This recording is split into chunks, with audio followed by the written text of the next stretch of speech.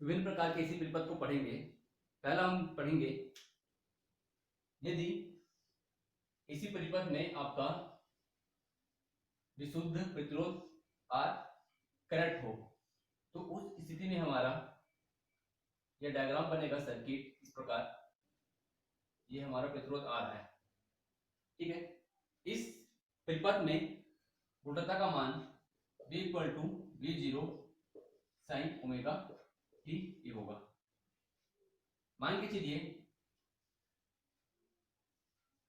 इसी परिपथ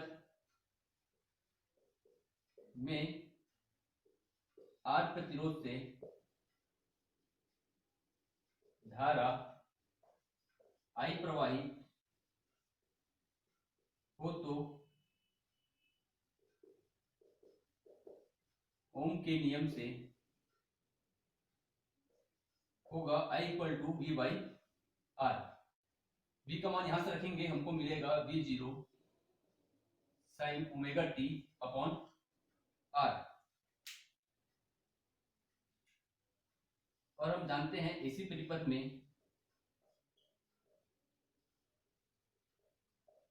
बहने वाली धारा होता है I = I0 sin omega t। इन दोनों का हम तुलना करेंगे तो हमको मिलेगा ये भी आपका I के इक्वल है, ये भी आपका I के इक्वल है। तो हम पाते हैं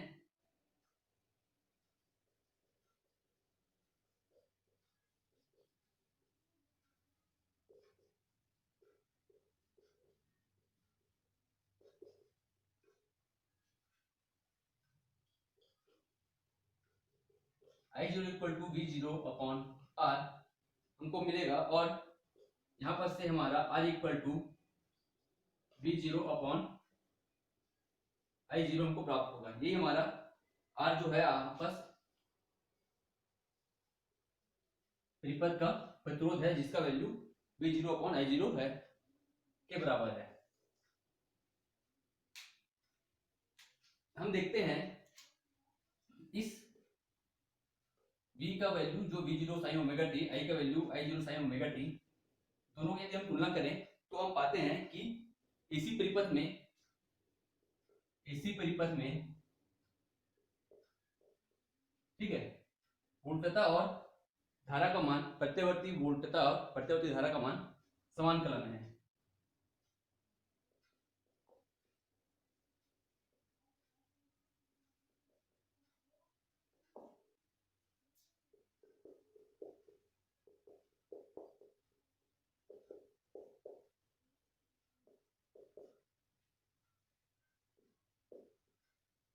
ये हमने कैसे कहा, यहां पर भी देखिएगा sin ओमेगा t, यहां पर भी है वैल्यू आपका sin ओमेगा t है, ठीक है। इसका मतलब यदि हम एक आपका होता है फेजर आरेख, उसको यदि हम खींचें तो हमको मिलेगा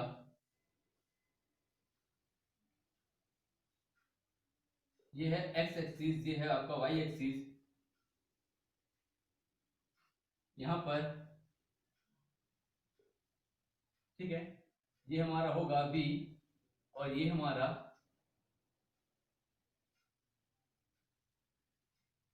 ये होगा हमारा I वेक्टर। ओके, ये हमारा ओमेगा t से इंक्लाइंड है, ठीक है, v और ये I के लिए। और यदि दोनों के मध्य ये दोनों क्या समानकलन में है तो ये होगा v और ये होगा I।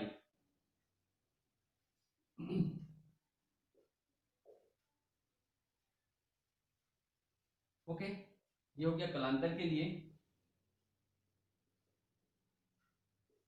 और ये हो गया आपका फेजर आरेख। ओके, v और I के मध्य ये कलांतर है और ये आपका फेजर आरेख है। ग्राफ यदि हम खींचें तो हमको मिलेगा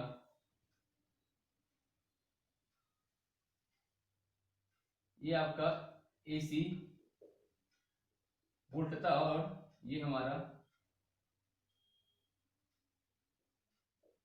AC धारा, प्रत्यवर्ती धारा, ठीक है।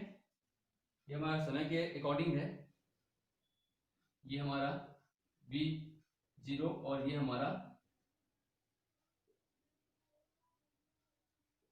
I0, ठीक है।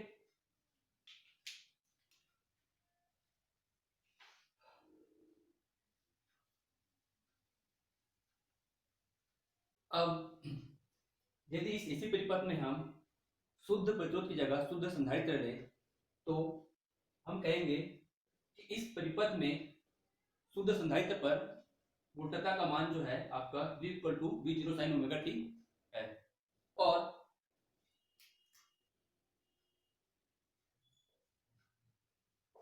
किसी क्षण जो संधारित्र है, संधारित्र को प्राप्त आवेश Q हो तो हम लिखेंगे Q इक्वल टू CV होगा। उपरोक्त समीकरण 1 से V का मान रखेंगे तो हमको मिलेगा Q equal to C V0 sin omega t, ठीक है। और हम जानते हैं कि इस परिपथ में प्रवाहित धारा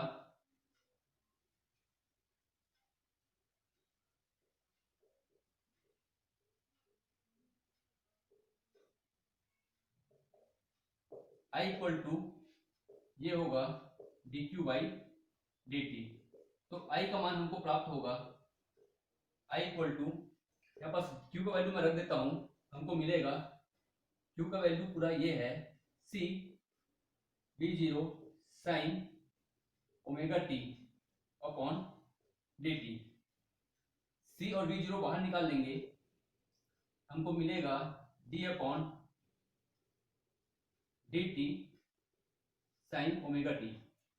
इसका हम समाकलन करेंगे तो हमको मिलेगा I equal to C V0 sin omega t का समाकलन करने पर, सॉरी अवकलन करने पर हमको मिलेगा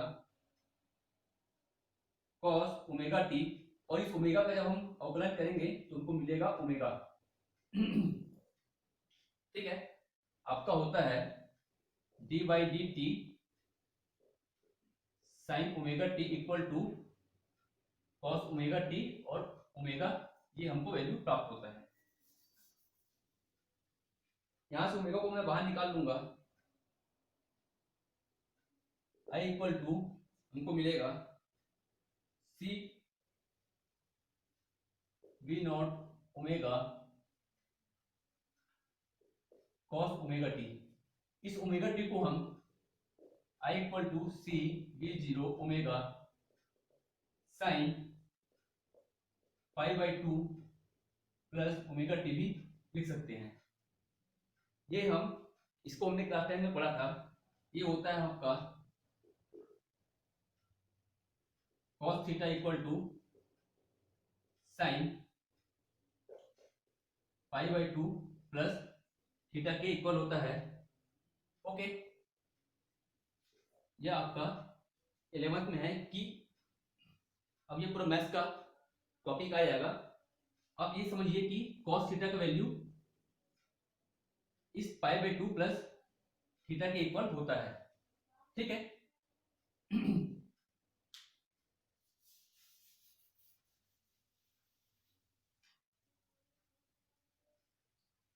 इस I का तुलना, ठीक है, यदि मैं लिखूं इसी परिपथ पर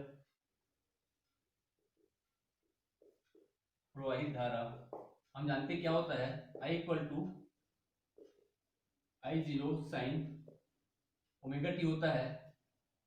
तो उपरोक्त समीकरण का हम तुलना करेंगे इस समीकरण और इस समीकरण का, तो हमको मिलेगा, इसको नाम देता हूं समीकरण 2, इसको नाम देता हूं समीकरण 3।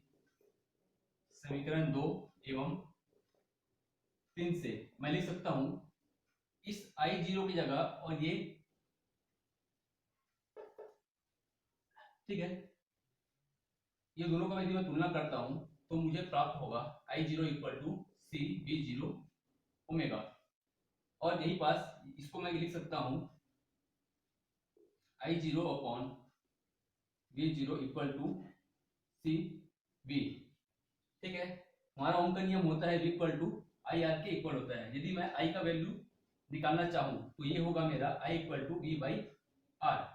तो इसके अकॉर्डिंग मैं लिख सकता हूं, ये जो हमारा वैल्यू है I0 V0, इसको यदि मैं लिखूंगा V0 upon I0 equal to 1 upon सी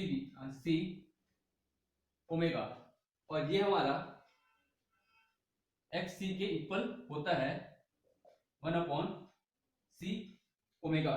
ये इसको हम कहेंगे, यह इस संधारित्र के लिए प्रतिघात है। ठीक है, एस सी को संधारित्र का प्रतिघात कहते हैं। ठीक है, V0 upon I0 equal to X C ये होता है। जैसे कि आपका V बाई आई आर के इक्वल होता है प्रतिरोध के लिए। ठीक है, इसी के अकॉर्डिंग हम इसे एक्स सी के इक्वल लेंगे। यहां पर हम इस समीकरण एक और यदि मैं इसका इस समीकरण का तुलना करूं, ठीक है, I equal to C V0 omega sine pi by 2 plus omega T से यदि मैं कंपेयर करूं तो मुझे मिलेगा कि आपका वोल्टेज जो है और यहां पर धारा है प्रत्यावर्ती, ये जो है आपका वोल्टेज जो है इससे धारा से पक्षगामी होगा। ठीक है, एसी धारा प्रत्यावर्ती धारा प्रत्यावर्ती वोल्टेज से आपका पक्षगामी है। ये हम कहेंगे कि प्रत्यावर्ती धारा प्रत्यावर्ती वोल्टेज से अग्रगामी है। कितना अग्रगामी है? यहाँ पास आपका वैल्यू ओमेगा टी है साइन का, यहाँ पास आपका वैल्यू क्या है पाई बाई 2 प्लस ओमेगा टी है। तो यदि हम फेजर आरेख बनाएं दोनों के मध्य तो हमको मिलेगा, ये है, ये हो गया एक्स एक्सिस, ये हो गया वाई एक्सिस, ये हो गया वोल्टता के लिए कितना है, ये है ओमेगा टी। ठीक है, ये है आपका वोल्टता के लिए। ओके, ये दे दिया मैंने नाम इसको वी। और आई का मान क्या है आपका पाई बाई 2 अधिक है किससे, आपका इससे वोल्टता से। तो ये आपका पाई बाई 2 का वैल्यू कहां होगा, ये होगा आपको, ये आपको पाई बाई 2, तो ये होगा आपके लिए आई। ये आपका फेजर आरेख इस प्रकार हम शो करेंगे। V इक्वल टू क्या होगा आपका, V आपका किस ओमेगा टी में का यहाँ पास है कोण है यहाँ पास, और यह जो आपका I का जो है इसी जो धारा है यह आपका इससे पाई बाई 2 इससे अधिक है। ठीक है, तो ये आपका फेजर आरेख इस प्रकार होगा। और यदि हम इसके मध्य V और के मध्य हम I के मध्य यदि हम खींचे कलांतर खींचे तो ये होगा आपका V I, ये होगा आपका पाई बाई 2। इस प्रकार हम खींचेंगे। ठीक है, और यदि हमको यदि ग्राफ खींचना पड़े तो हमारा देखिएगा ये AC वोल्टता होगा और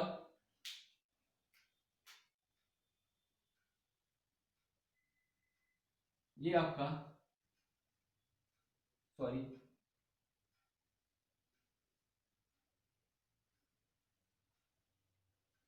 आपका पाई बाई 2 एक्स्ट्रा है, तो ये हम आपका होगा इस प्रकार। ठीक है, ये आपका इस प्रकार ये होगा आपका आई। 0, ये होगा आपका V0। ठीक है, इसको हम ऊपर से लेंगे। अब इस परिपथ में संधारित्र की जगह शुद्ध L प्रेरकत्व का एक प्रेरण कुंडली लेते हैं। इसका प्रतिरोध नगण्य है और किसी क्षण इसमें ऊर्ध्वता का मान V=V0 sin ओमेगा t है।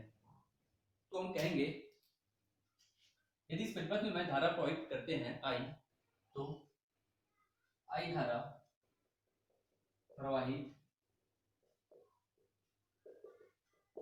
करने पर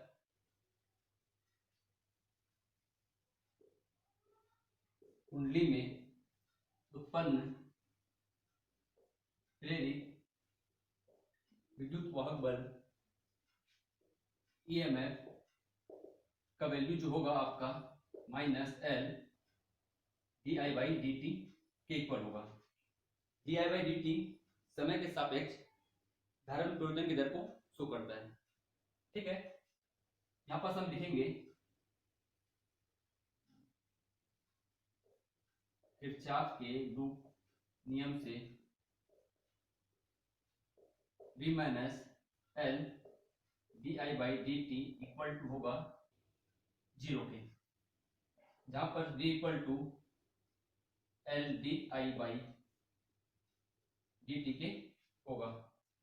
इसको हम लिख सकते हैं di/dt V/L। ठीक है, अब इस di/dt में क्या करेंगे, V का जो मान है हमारा समीकरण 1 से रखेंगे तो हमको मिलेगा V0।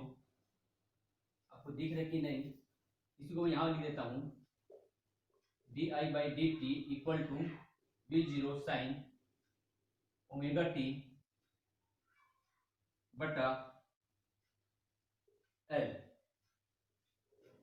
चूंकि हमको I का वैल्यू यहाँ पर निकालना है, इसलिए हम दोनों पक्ष की तरफ समाकलन करेंगे।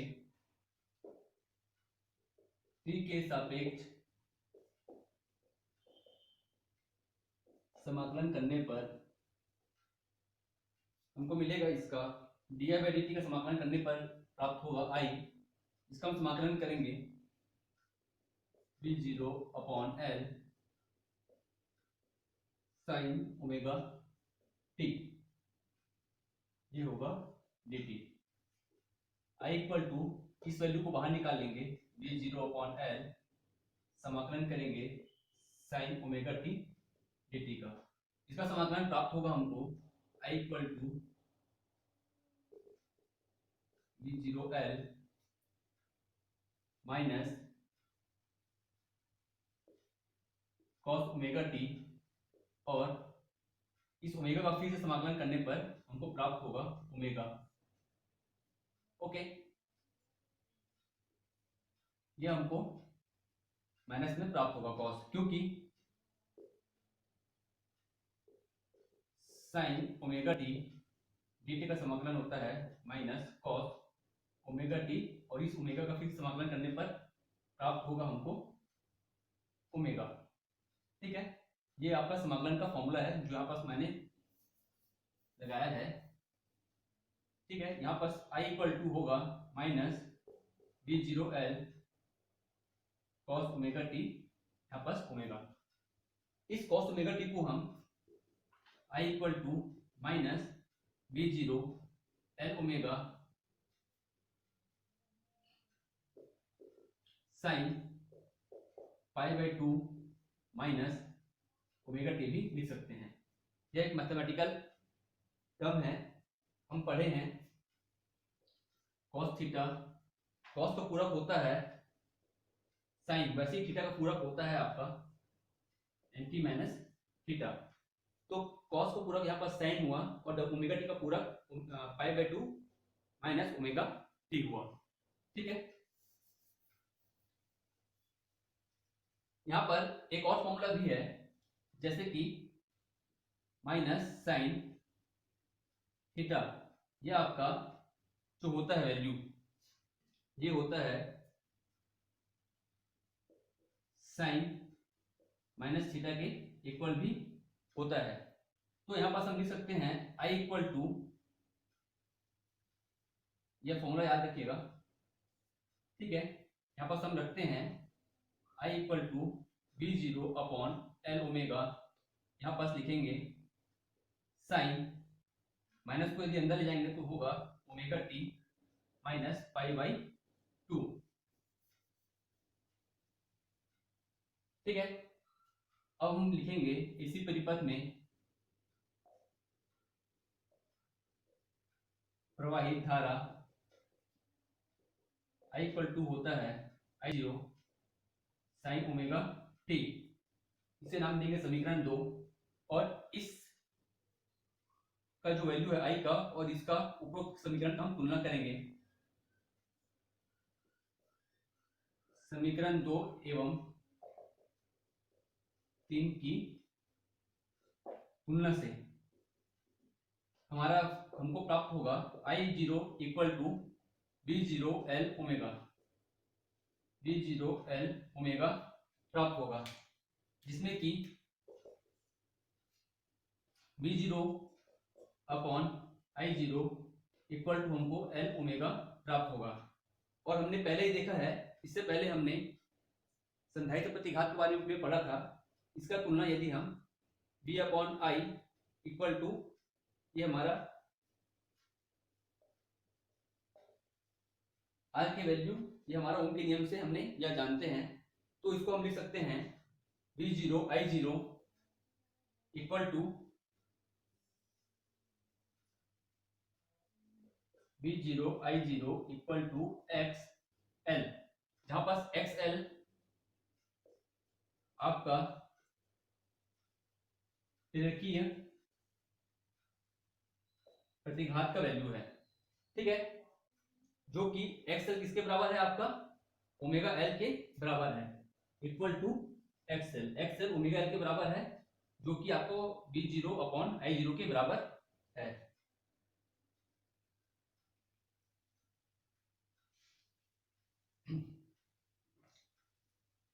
अब हम तुलना करते हैं समीकरण 1 और इस समीकरण 2 का तुलना करें तो हम कह सकते हैं कि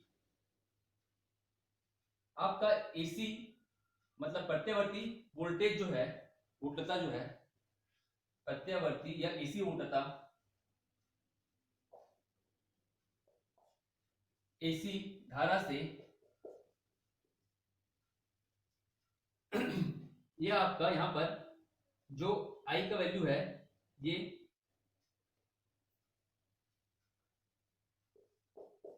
पाई बाई 2 अग्रगामी है, या AC धारा, AC वोल्टता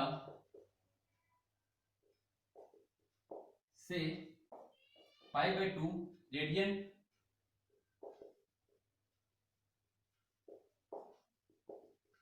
कोण से अग्रगामी है, या पाई बाई 2 रेडियन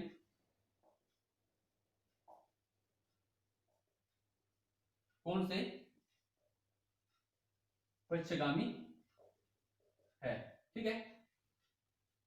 इसके मध्य हम बनाएंगे फेजर आरेख, तो हमको प्राप्त होगा, ये हमारा वोल्टता है ओमेगा टी, ठीक है, ये है आपका एक्स एक्सिस, ये है वाई एक्सिस, ये हुआ आपका v का मान, v वेक्टर, ये हुआ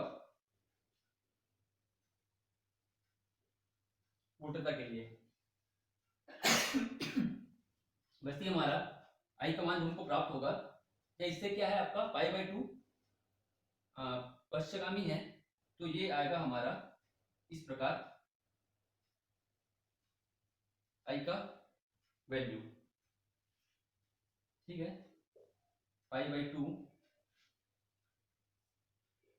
I वेक्टर I।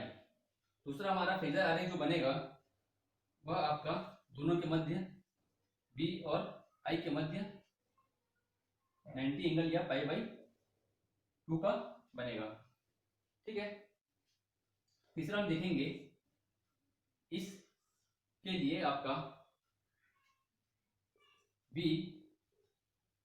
ये आपका ग्राफ जो बनेगा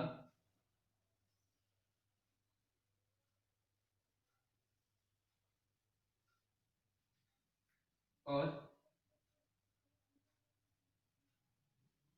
ठीक है, इस प्रकार आपका ये है V0, ये है आपका I0, ये आपका AC वोल्टता और ये आपका AC धारा, प्रत्यवर्ती धारा का ग्राफ है। ठीक है।